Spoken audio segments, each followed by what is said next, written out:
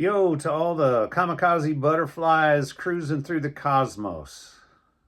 This is the Old Goat coming to you again from the Institute of Lower Learning at the Old Goat Garage. And the weather is still such that, well, the weather and the fact that I just recently acquired another major tool trove that makes my shop nearly impassable. Certainly not enough room to sit down and record a video. So here I am in the house, but I want to talk to you tonight about something that came to my mind, and this is kind of a nascent thought process, not just the thought, but the process. I was thinking about the word courage the other day. It's come up just in different random contexts of late, and I got to think about what it means. And the root word of the word courage goes back to the Latin, the word cor, C-O-R, which probably is the root of our word core, like the core of our nuclear reactor or the core of our being. It's translated in through French, cour, C-O-U-R, and it means heart. It means the central vital source of life. And I got to thinking about the fact that when a person experiences a wave of courage, a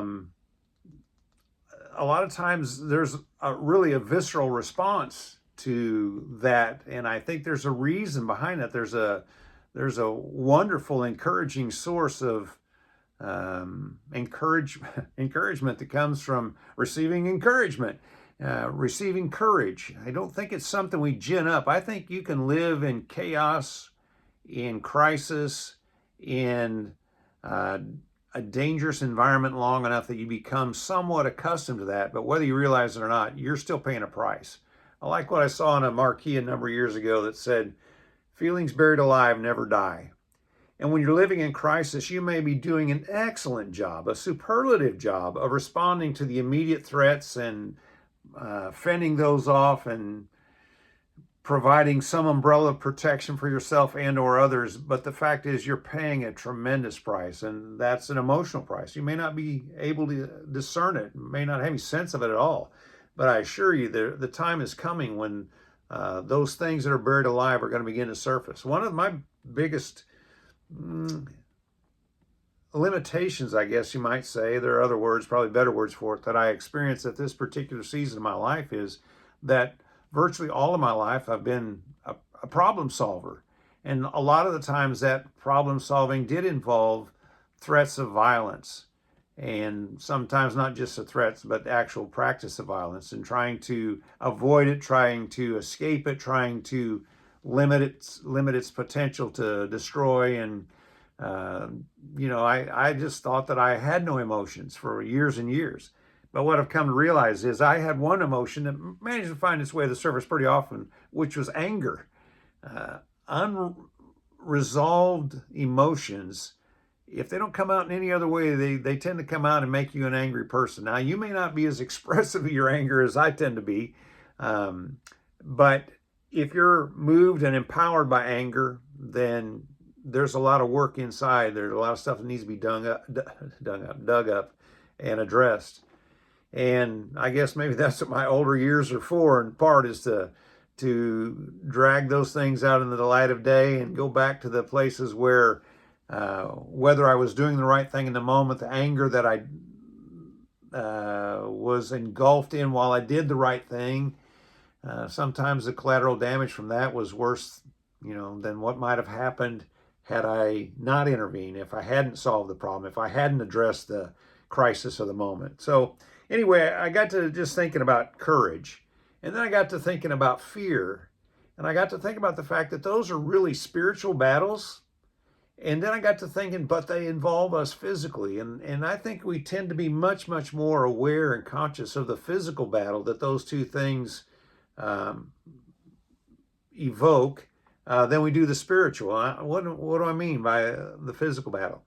Have you ever received news or information, or received a threat, or received something that by its nature, that could be something as bad as as simple as a letter from the IRS, or it could be somebody, if you were bullied in school, somebody telling you what they're going to do to you when you left the school, somebody coming up and saying, I want your lunch or your lunch money or whatever, whatever the context, a coworker who takes advantage of you and steals your work and discredits you and gossips, all those things are threats. Where do you feel those? Well, we have a tendency to feel those in our stomach. We've got a phrase, it felt like a punch in the gut. There's a reason we have that. There really is a visceral, physical response often to threatening information, bad news. And it occurred to me that as a counterpart to that, there's a physical response often. And I got to thinking back over my own life when there were situations where I experienced courage. And I haven't always. When I was a little kid, the environment I lived in inspired intense fear. And I remember essentially just being paralyzed by fear, to the point where I almost couldn't move. People talk about adrenaline, empowering fight or flight. Well, there's a third alternative, that's freeze. You can literally be in a state where you're so over adrenalized that opposing muscle groups, it takes one set of muscles make your arm go this way, another set of muscles make it go that way. You can be so over adrenalized that you can't move either way. Not a pleasant place to be. And man, that can do all kinds of things to your body chemistry, your brain chemistry, your emotional structure, your GI tract. When somebody throws up because of fear, it's because they're in such an intense, having such an intense emotional response to an environment, a situation, or a threatened situation, a prospective situation, like maybe saying marriage vows or something. And I'm being facetious, of course. I got the best wife in the world and the best marriage I know of, and that's just the grace of God, because I sure didn't earn that, and I didn't know how to build it. God built it for me. But at any rate, fear often produces a visceral, perceivable, almost measurable response and physical outcomes. But the good news is, and this is the reason I wanted to make this little video, is that courage has a counter effect. And I've been in situations where, and I'll tell you part of one probably this evening, but where instead of going tight and kind of locking down, being pulled and impelled towards kind of the cowering, the fetal position, something made me kind of throw my shoulders back, and it wasn't false bravado, and it wasn't watch me gang, hold my beer kind of thing. It was just the experience of being empowered with courage for that moment. And I don't consider myself to be a greatly courageous person, but I do know from experience that there are moments when something has to be done. Somebody has to do it. And I've discovered if you know those two things, you probably are going to be responsible for the third thing. You're the one to do it. Because I've been in situations where everybody else was either cowering in fear or just lacking any insight as to how to respond to the situation. And I'm going to tell this little story. Well, let me describe what I'm talking about, this physical response to courage. Literally, I have terrible slouching posture, but there have been situations where, the chips are down, the building's on fire, somebody needs to run into the burning building, so to speak, and, save the puppy.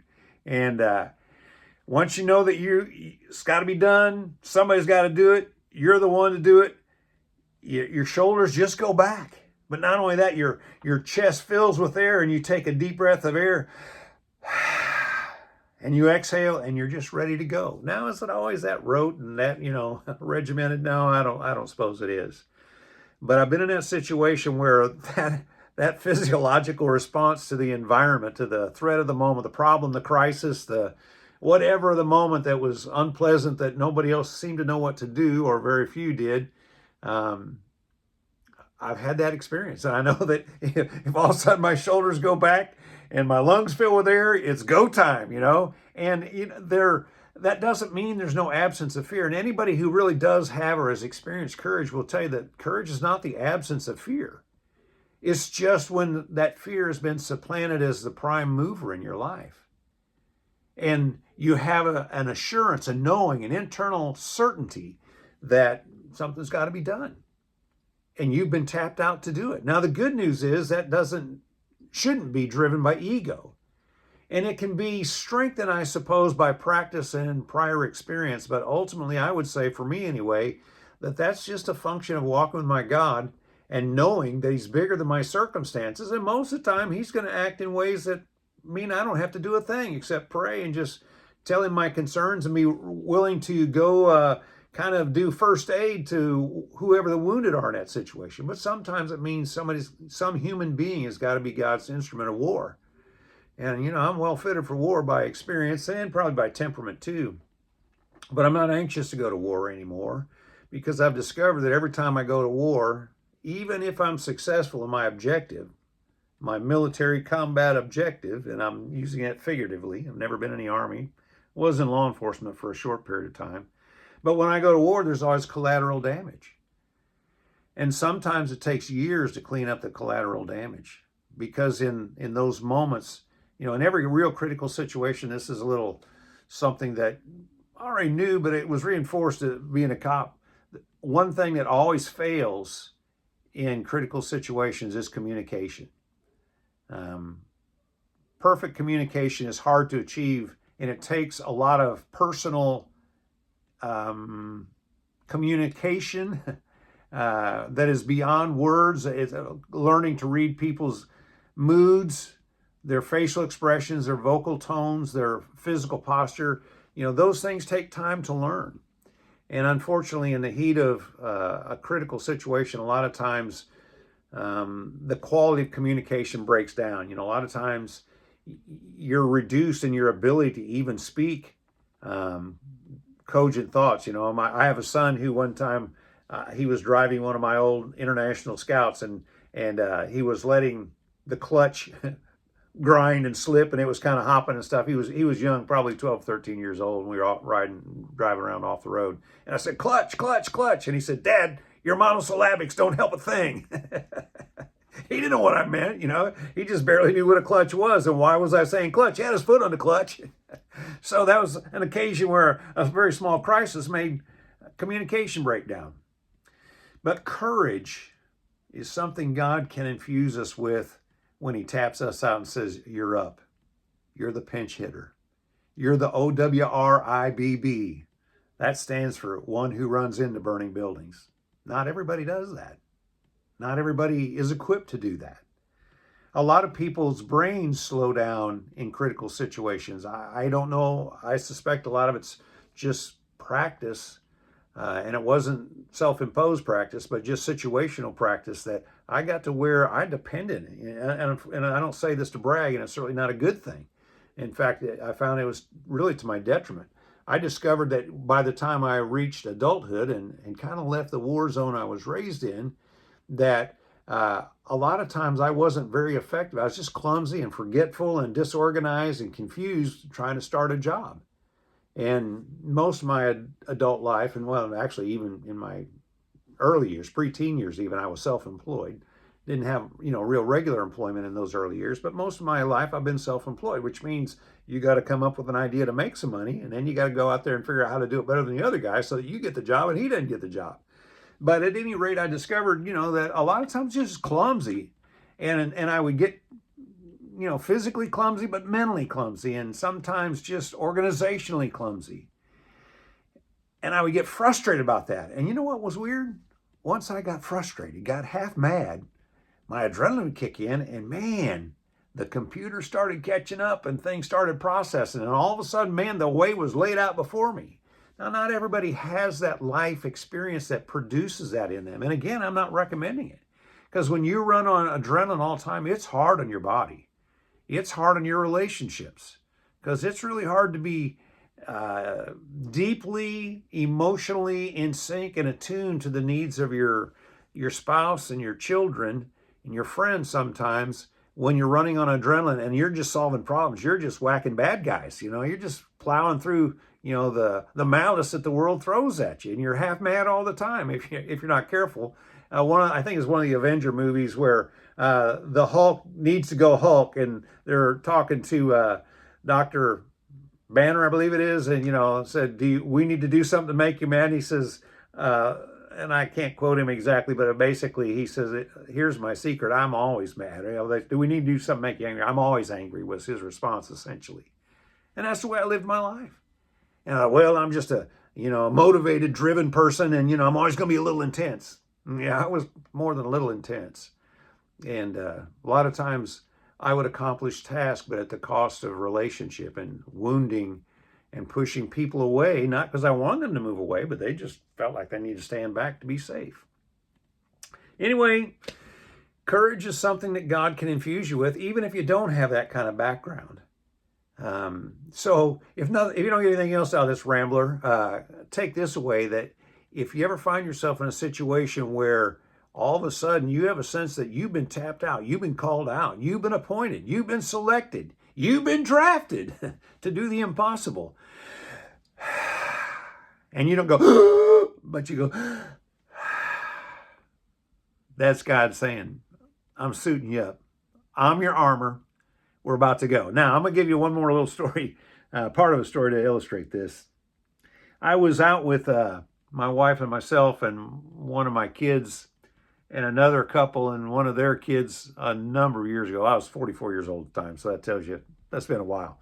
And we were in a restaurant in a setting, actually it was on this anniversary because it was St. Patrick's Day, whatever that would be, 23 years ago. And, I was meeting this couple pretty much for the first time, beyond just, hi, how are you?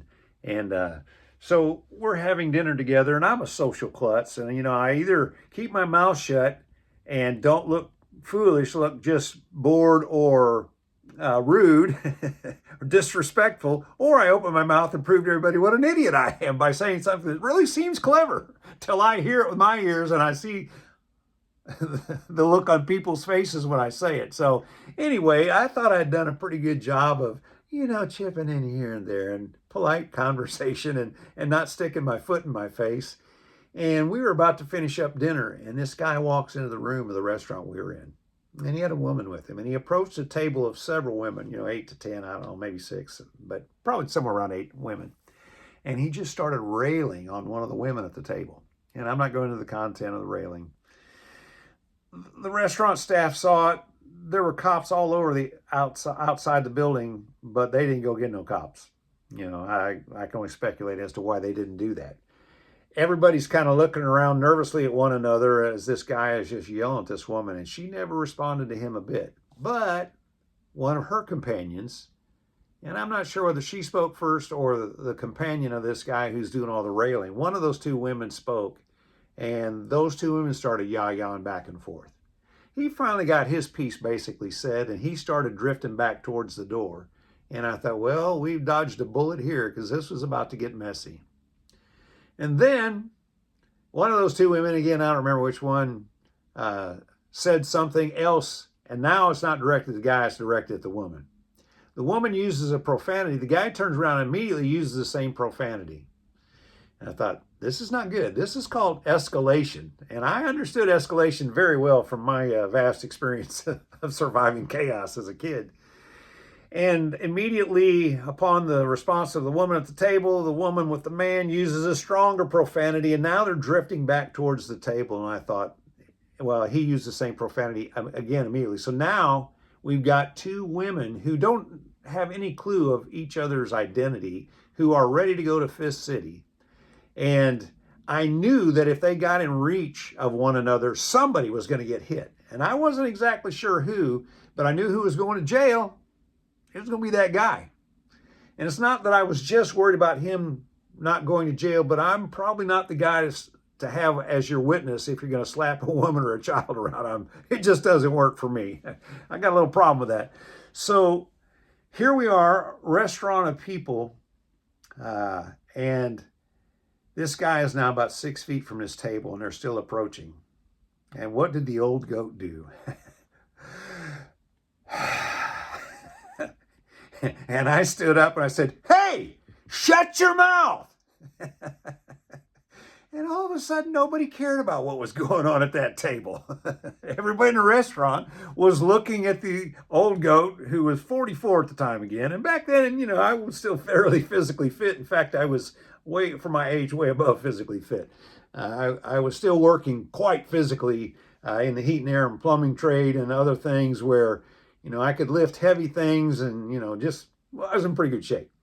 So anyway, I got up from the table and I started approaching this guy. And when I got about 4 feet from him, he said, "You better keep your nose out of my business, old man." And now it wasn't, it was, but the same God who gave me the go gave me the grace to hear this little word. This is not about you. And I didn't respond by saying, "I'll show you who's an old man," which was my instinctive thought. I said, "You made it my business and the business of everybody in this restaurant when you open your mouth." And he said, "Well, let's go outside then." I said, "Take off. I'll be there in a moment." And so he turns around, he marches outside. I go back to the table, and by now everybody's done with dinner. I wonder why. So I put my part of the bill on the table and said, "I'll meet you all outside." And of course, they knew what this guy had, you know, the gauntlet he'd thrown down. And I had to go through 3 rooms of this restaurant around and, you know, out the door. And there were like 13 steps from the sidewalk up to the entrance of this restaurant. And I get the top step and I still haven't decided what I'm going to do. I haven't decided whether I'm going to hit this guy, fight him to the death, let him pummel me. I don't know. Just, you know, wasn't really sure. I get to the top of the steps, and there he is at the bottom of the steps, and he's marching up the steps, you know, just blank-faced. And I thought, well, we'll see. We're running into this burning building. It may fall down on us, but we got to get to Puppy, right? OWRIBB. I'm not that all the time, but when God taps me out, he gives me the power to do this stuff. So anyway, the guy gets to the top of the steps, and he said, "Hey, man, I'm really sorry." I stuck my hand, and I think he stuck his hand out first. And I took his hand and said, "Hey, it's okay." I said, "I just didn't want you to go to jail."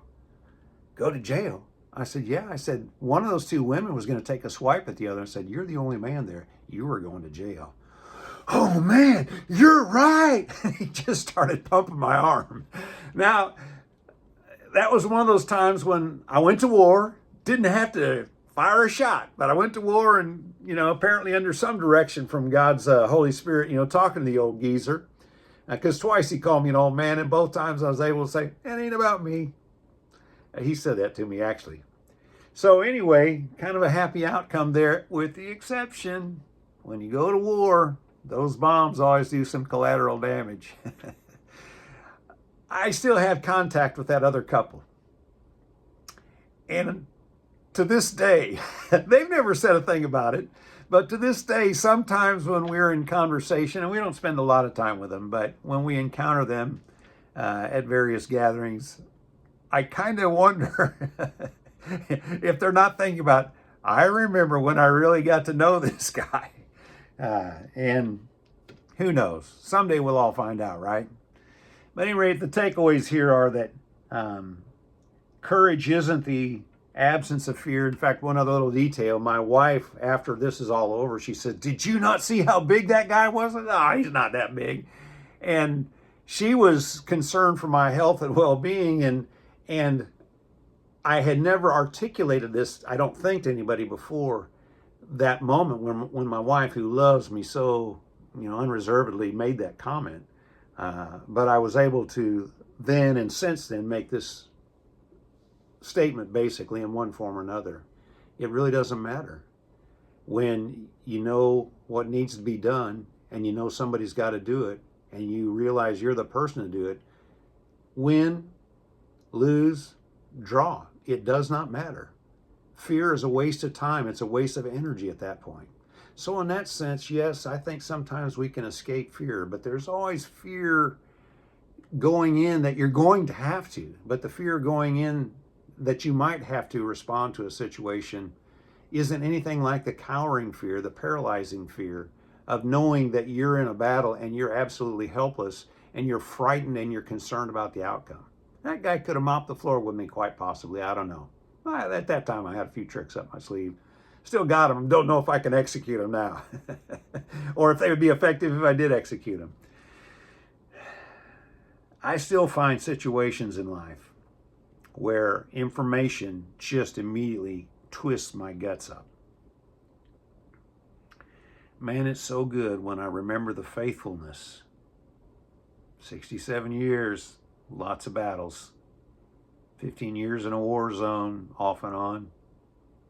Again, not military, family. And God has been faithful. I think, and I'm going to close with this, I think. We're at about 25 minutes. We're going to be at 26 minutes before we get out of here, get off this horse. Joshua chapter 1. Joshua had some big shoes to fill. He was following old Moses, who was God's picture of Jesus Christ as the deliverer of his select people.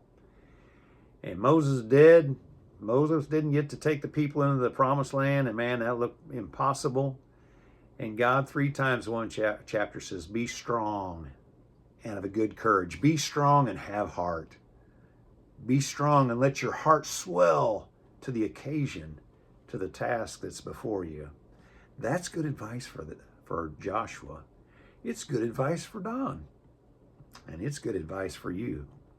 Because you're going to be in situations where fear probably will slap the snot out of you. To get old and crass here. But let God fill your heart with courage. When he taps you out, you can go.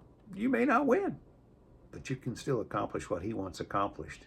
And more often than not, you're going to find that he's faithful to deliver. Man, I wish you well. Be courageous.